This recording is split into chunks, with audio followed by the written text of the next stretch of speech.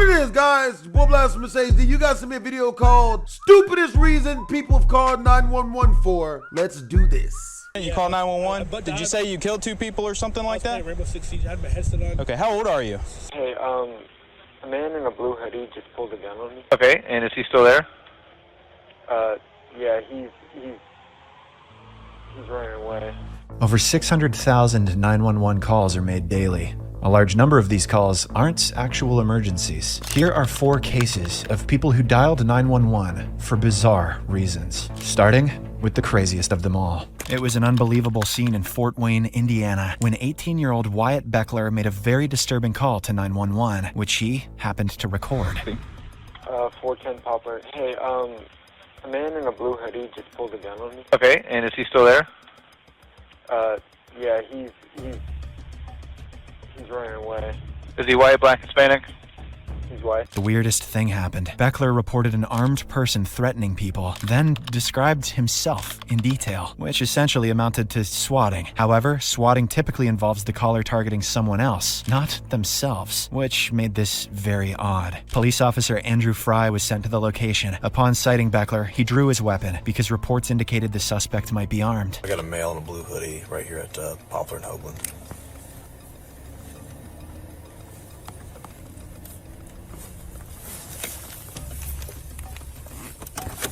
Let me see your hands real quick. Come back here. Hey, come back here. Get your hands up. Get your hands up. Let me see your hands. He's walking northbound on Hoagland. He's refusing commands.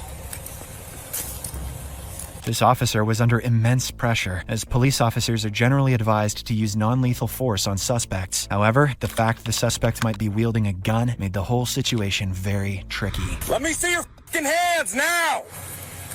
Get your hands up where I can see them. Keep your hands up and walk back to me now! I got one at gunpoint. Keep coming to me, keep your hands up! That's so Face dumb. away from me and keep your hands up! Face away from me and keep your hands up! Keep walking back! Keep walking back! Stop there, get on your knees now, keep your hands on your head. Get on your knees, stop! It appeared Beckler was attempting to provoke the officer into using force. However, this took a shocking turn when the suspect suddenly did this. Get on your knees. Get on your knees. Now, get on your knees, dude. Beckler attempted to pull something out of his pocket, prompting the officer to shoot him 3 times. Shots fired, 1 down. Beckler was discovered to have had a knife. He was rushed to the hospital, but the gunshot wound proved to be fatal. Investigations revealed Beckler's mental health issues, along with his online activities of watching and researching murder by cop videos. The prosecution office deemed the officer's use of force justifiable and did not press charges against him. Beckler's case was quite sad, but the person in the next case could be considered the strangest to ever call 911. On January 3rd, 2023, police officers responded to a civil complaint about a man whose auto work wasn't completed despite making full payment. As the officer approached the complainant, he could immediately sense something was off. I had an appointment. I had a breathalyzer thing in my car that needs to get swapped out every month, and they do an evaluation on it. I paid for it over the phone by credit card. I already did all that. And now he won't do the work on my car when he's already got my money and everything else. Tell you won't do the work or what? Yeah, he told me he won't do the work. The customer said he was there to get his breath alcohol ignition interlock device checked out, which was a red flag in itself. These devices are typically court-ordered for DUI offenders to operate a vehicle. While police aren't supposed to profile individuals based on appearance or situation, this individual had too many things off about him. Why are you sweating so much? Because it's hot, and I've been sitting in the car for an hour and a half. I got no AC. Just keep your hands out of your pockets while we're talking. I called you. I understand that. I treat everybody the same way. No disrespect. He was sweating a lot, which he attributed to the heat, and seemed tense when asked to take his hands out of his pockets. Subsequently, the officer questioned the mechanic, whose testimony was an eye-opener. What's going on? Trying to get him out of here, you know, and when I was doing the download, his camera didn't work, okay? And then all of a sudden he blew up on me. Oh, the camera's fine, right? I'm on the phone with tech support, trying to remedy the problem. So he got all on my face about it, and I just said, look, I don't need this. And I just packed up my shit and got off the truck, and I pulled it in. I said, you gotta go somewhere else. Most DUI interlock devices are equipped with a camera. These devices detect the driver's breath alcohol level and prevent the vehicle from starting if the level exceeds 0.02 blood alcohol content. The cameras are there to ensure the driver conducts the test genuinely, and tampering with the cameras is a very serious offense. If you look at the camera face right there, and you just touch it, you can feel the tape residue left on it. I told him he better stop doing it. I mean, I keep telling him he's tampering with it. I'm like, okay. Did you drive in here today? Yeah. While it wasn't confirmed that the driver personally tampered with the camera, the damage itself raised suspicions. When the officer returned with additional questions, with a backup officer now present, the situation started to escalate. He says my camera's disconnected. He's like, oh, the camera's disconnected.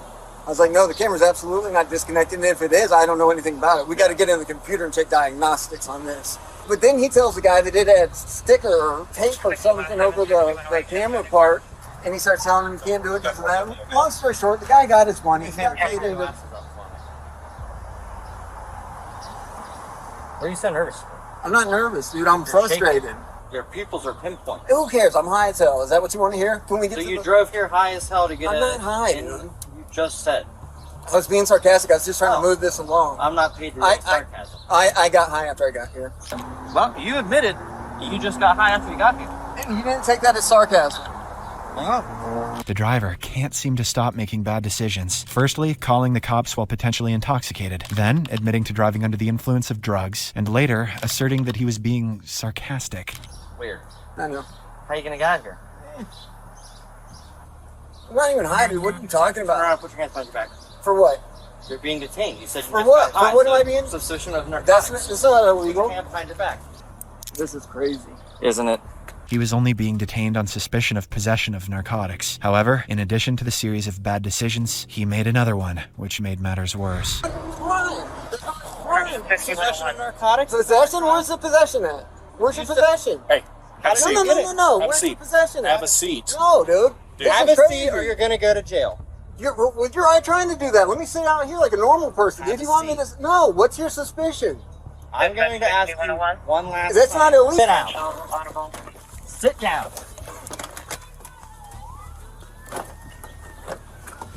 Dude, get the leg in.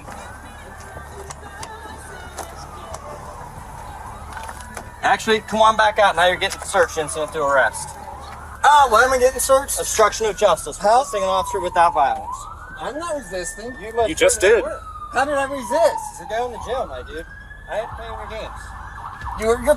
You're breaking the law. His situation deteriorated from being detained to now facing arrest for resisting. No, dude. You know my dad's a Fed. You know my dad's FBI. I don't. You don't care, Dad. President of the United States. And you're gonna still arrest me on these bullshit charges?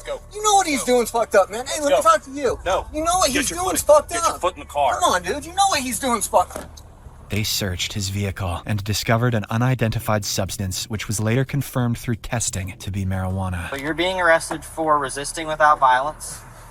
Okay. You got your body camera on, right? Yep, it's been recording this entire time. Okay, great.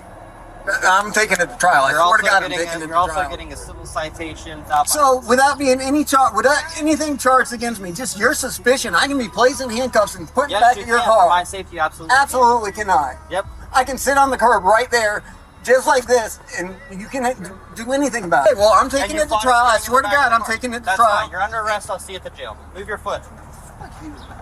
He was booked to jail and was charged with resisting without violence and additionally received a civil citation for THC possession. But wait until you meet Eric Sims. And then he grabbed my phone, slammed my phone on the ground, jacked me up on my shirt, and told me to get the fuck out of there. Yes, I want him arrested. On June 8th, 2022, a Wisconsin officer responded to a call at a business in La Crosse from an employee named Eric Sims, reporting an assault. The officer made contact with Eric Sims, unaware of the kind of individual he was dealing with. Incident today at the office here? Yes, I want him arrested. Okay, well, before we get to any of that, I need to know what happened. All right. The owner called me about a call I did this morning. And she's trying to say that I could have towed the car. I tried to explain to her why I couldn't. She got mad, hung up on me. I came over here to I was coming over here to talk. I got to the door. I was yelling at her. Her son came running out of the bathroom. jacked me up on my shirt and told me to get the fuck out of there. Fucking, he grabbed me by my shirt and pushed me off of the steps and pushed me into the truck that's right next to the steps. And then I had to hit the truck. And then he grabbed my phone, slammed my phone on the ground. I went to go grab it and said I was calling the police. He grabbed my phone again and then grabbed me by my shirt and holding my phone like that. I told him, I said, you know you're going to jail now. That's an assault. Eric's account matched what he had told dispatch, but the experienced cop couldn't just arrest the other employee, as Eric had requested, without hearing his side of things first. The officer proceeded to question the other employee, which appeared to be a right move considering the account provided by the employee. Hello. Hey. Are you Josh? No, Josh. Mind if I talk to you out here real quick? I was in the back room doing some stuff. He comes in the office and instantly, nothing out of his mouth but screaming, just instant screaming, top of his lungs. I step out there, and Shay, the other officer guy's out there, we ask him immediately, you need to go. You need to go outside, we'll deal with this later. Continue to scream and be in our face. So we opened the door, asked him to leave. There were discrepancies between the complainant's account and Josh's testimony, highlighting the necessity for cops to gather information from multiple people before taking action. As Josh elaborated on the incident, the officer gained a clearer understanding of the situation and began to grasp the kind of person the complainant is. Guided him out like this. Okay. And then so he walked down the stairs. He tripped on the stairs. These stairs here? No, in the garage. Okay. He tripped on the stairs, kind of stumbled, dropped his phone, and that was that. We've had issues with him yelling before. We've had issues with him being violent before. A while ago, he actually almost ran me and Shay over with his car. I just wanted him out. Sure. And to be honest with you, he's a problem. He's a felon. Okay. I know he's had past issues in the past. I've given him as many chances as I can. Honestly, the only reason he's still here is because I said let's give him a fair shake and a chance. 8:30 in the morning, coming in, instantly screaming at the owner, who's also a woman. I just don't understand where someone thinks that's okay. The officer questioned more employees, who corroborated the other employee's testimony, confirming Eric was the aggressor and had a previous altercation with several other employees. The officer, having consulted all parties, proceeded to handle the matter in the most professional manner, but Eric was out for blood. So essentially, you came here yelling and screaming, you're upset with Sue, I get it. That's not acceptable behavior. It doesn't excuse what happened with Josh. So essentially, if you want to pursue charges, then you're also going to be charged with disorderly conduct. They don't want to pursue charges against you, but you can't come into a place of work yelling and screaming and causing a scene. Disorderly conduct for a place that I work? Okay, do what you guys got to do. Okay. Is that what you want done? Is that do you want to be charged with that and have him charged as well? Or it don't matter. You can go ahead. We both can go to jail. Can I park my car? Eric basically said he doesn't mind going to jail as long as his alleged assailant goes to jail too, which was very odd, as any person in their right state of mind would typically try to avoid jail. However, the confusion continued as Eric's subsequent actions became even more baffling. I'll have to make a phone call. I don't think anybody's going to go to jail, but you can be charged with it. Hey, you want to come down here and get my car? Because now they're talking about that I have to go to jail. You don't have to go to jail. Charges on Josh. You guys can get a signature bond. You don't have to go to jail. I'm on probation. Okay. So you still don't have to go to jail. I want him to go to jail. What he fucking did, put his hands on me and slam me in the truck. Okay. You guys are not going to arrest him? That's bullshit. Eric seemed to have a jail wish, as he went as far as informing the cop about his probation status in an attempt to get himself and the other employee locked up. The cop had further conversations with Josh, telling him Eric wanted to press charges, which clearly didn't sit right with him. Right. I mean, he's a felon. He's trying to sell me weapons. He's got guns in his possession. I'm not trying to go down that rabbit hole. I just want him gone. Right. No, that's what I told my partner, that you guys just want him gone, and just want to cut ties, I guess. So. Yeah. The cop, recognizing that the situation was a minor issue escalating due to their egos, went ahead and made a decision, which, from Eric's reaction, wasn't quite popular with him. Just based on the information we're getting inside, and based on the totality of what happened here today, you don't have to get arrested, he doesn't have to get arrested. What we're going to do is we're going to issue you both a disorderly conduct ticket. How are you going to enter? He put his hands on me, so you're not going to arrest him for him putting his hands on me? I'm not today, no, just based on the circumstances. Okay, can I have your supervisor come out, please? Yeah, I'll give him a call after I issue your ticket, okay? They both received a $187 ticket for disorderly conduct, much to Eric's dissatisfaction. As the officer went to write the tickets, Eric, not finished with the situation, decided he really needed that jail time. Go fucking stand over there. Get away from him. Go stand over there. Go stand over there and stop running your mouth.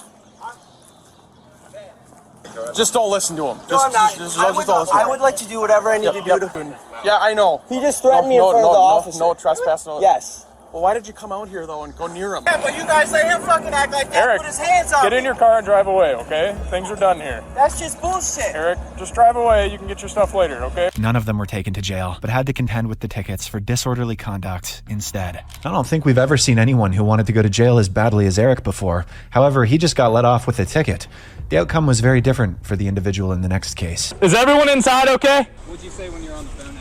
He said that he killed 2 people, but he was talking about on the game. On January 5th, 2023, heavily armed deputies from the Boone County Sheriff's Department swiftly responded to a location following a 911 call, in which the caller claimed to have killed 2 people. Upon arrival, they immediately drew their weapons, which made sense given the reported situation. Hey, turn around. Turn around. Turn around. You got me covered? All right, just put your hands behind your back. I'm not going to cuff you right now. Do you have any weapons on you or anything sharp? Nope. The caller, Elijah Matthew, cooperated fully with the officers. However, despite his cooperation, the officers proceeded cautiously, conducting a pat-down for their safety. As they began questioning him, it started to appear that the situation might not be what they initially expected. What'd you say when you're on the phone accidentally? I can't remember. I don't remember the 4-minute phone call. What's your name, bud? Okay, you can relax. Okay, so this was just an accident. You called 911. Did you say you killed 2 people or something like that? Rainbow Six Siege. I had my headset on. Okay, how old are you? 17. You're 17. Do you have a driver's license or no? No.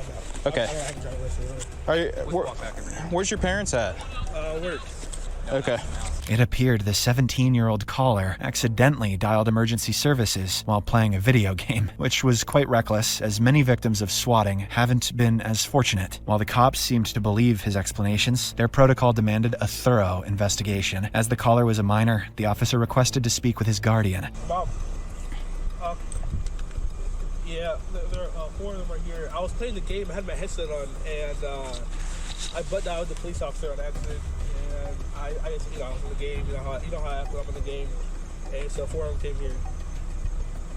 Do you want me to talk to your mom? Yeah, you can. You're not in any trouble now. All right. If it's an accident. Hey, is this Elijah's mom? Okay. Yeah. Hey, so what happened is, I guess he's saying that he was playing a video game, and in the process of accidentally calling 911, he said that he killed 2 people, but he was talking about on the game. So we thought that there was a double murder, so we showed up to your house with a bunch of us. That's why we're here talking to your son, okay? So there's nothing to be worried about, okay? Yeah, I got a call. Yeah, we're just trying to, we're just doing our due diligence here, trying to figure everything out and make sure that everybody's okay, because we have to do that when we get a 911 call. So right. We just wanted to inform you. Are you nearby or no? No, I'm in Highland Heights at work. Okay, well, we would like to just check out the inside of the house, if that's okay, just to make sure that... Put the dogs away? Yeah, your son was telling us that the dogs need to be put up first, so I just wanted to talk to you before, so we can get your permission, okay? Yep, that's totally fine. All righty, well, thank you very much. Right. Thank you. Bye. All right, here we go. Put them away. You got the inside?